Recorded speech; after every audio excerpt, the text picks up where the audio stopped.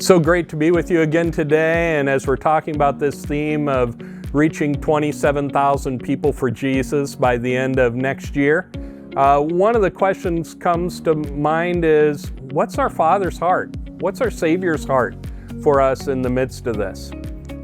The passage that's been coming to mind as I've been thinking about this is found in Matthew chapter 18. It's the parable of the lost sheep. We could talk about the lost coin, we could talk about the lost son, but really at the heart, what we see is a father who says, hey, I'm willing to leave 99 sheep that are safe and go look for the one that's lost. My heart and our heart as pastors and leaders across our district is, what are we doing to reach those that are lost, that don't yet know Jesus Christ? Over the next 18 months in our district, we're going to be talking about this a lot. How are we praying? How are we seeking for those that aren't found? You know, the shepherd, when it's time for him to find this lost sheep, he has to leave these other sheep there. In fact, the concept is that he's left them in the open field. They're open to other dangers, they're open to other trials, other difficulties, and here's the shepherd going out looking for the one that's lost. As we as pastors consider what God would want us to do in our communities and throughout our region, our Judeas and Samaria, could we just ask that simple question?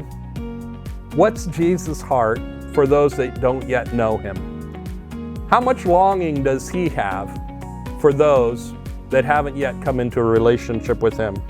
We know so many verses that we could share.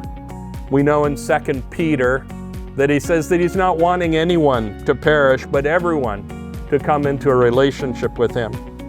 We know that in Luke 19, he says that his heart is to seek and to save those that are lost.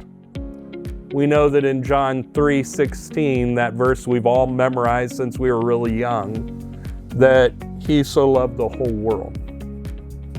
The question I'd ask is, how does Jesus want you to lead those people that are following you to reach those that are lost?